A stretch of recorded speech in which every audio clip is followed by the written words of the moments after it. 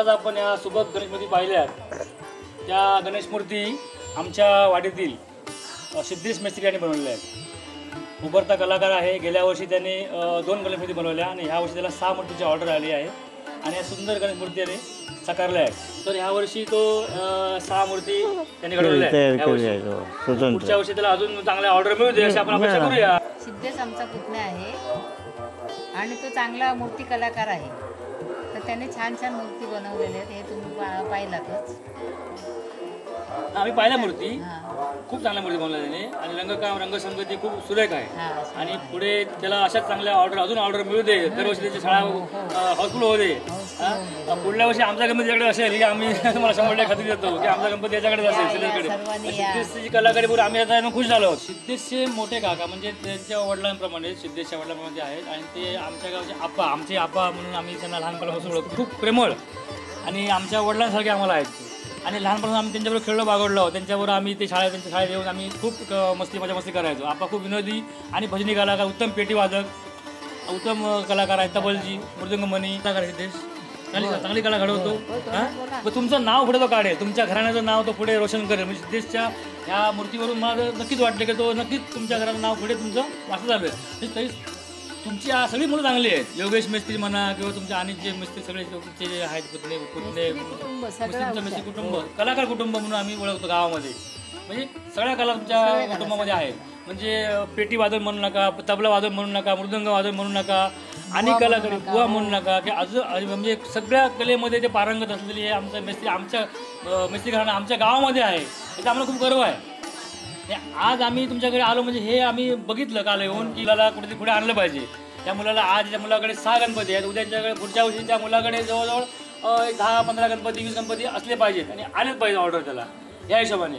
तर त्याची शाळा उत्तम होती। हे जे अंगण आहे पूर्ण मूर्तीने भरलं पाहिजे पुढच्या वर्षी, अशी माझी प्रामाणिक इच्छा आहे। आणि पुढच्या वर्षी माझा गणपती पण तुमच्याकडे असणार 100%।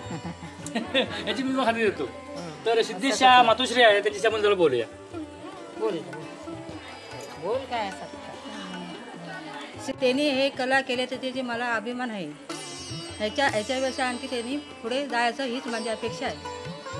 हो नक्कीच पुढे जायला तुमचं नाव रोशन करेल। सिद्धेशचे वडील सुद्धा चांगले उत्तम कलाकार आहेत, ते पण तबलजी बुवा म्हणजे भजनी कलाकार आहेत। आमच्या गावचे प्रथम नागरिक सविता मिस्त्री ही आमची माई, खूप मायेने आमच्याशी बोलणारी, लहानपणापासून आमची माई म्हणजे माया लावणारी अशी आमची माई आज सरपंच झाली, आमच्या गावचे सरपंच प्रथम नागरिक झालेले। आम्हाला खूप आनंद वाटतो। ह्या माई आज आपल्या गावात काय चालू आहे विकास?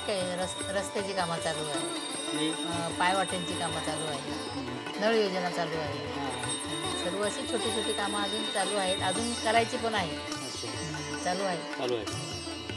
बघू तुझ्या कागदीमध्ये काही चांगल्या गावात उत्तम विकास होऊ दे आणि उत्तम विकास कर असं आम्ही तुला मायेने सांगतोय। आमची पण इच्छा होती, त्याचसाठी आमची नेमणूक झालेली आहे। आमची अपेक्षा नसताना ती नेमणूक झालेली आहे। मग काहीतरी करूचाच असा ना, गावासाठी काहीतरी म्हणजे करूचाच, ही आमचा ध्येय। गाव आपलं आपलं गाव समृद्ध हो गयो, आपलं गाव पुढे येऊ गयो आणि नावावर बघ येऊ गयो आणि गावातले वादविवाद कमी होऊ गये, भावबंदीची भांडणं कमी होऊ गई, लोकांचे वाटे अडवतो लोक कमी होऊ गया, भांडण नको, तंट नको, तुम्ही माझी मी तुमची, बरोबर वाद नाही, बरोबर जसा पूर्वी पास चालला तसा चलाचा, या माझा माका असं वाटत नाही की तुझ्या मायेन तू सगळ्यांना बरोबर जवळ करतो आणि सगळी कामाचं बरोबर करून घेतलं, पूर्ण खात्री आहे बद्दल की तू सगळ्यांचं काम बरोबर करून घेतलं अगदी आणि होणारा आता करूकच वया का।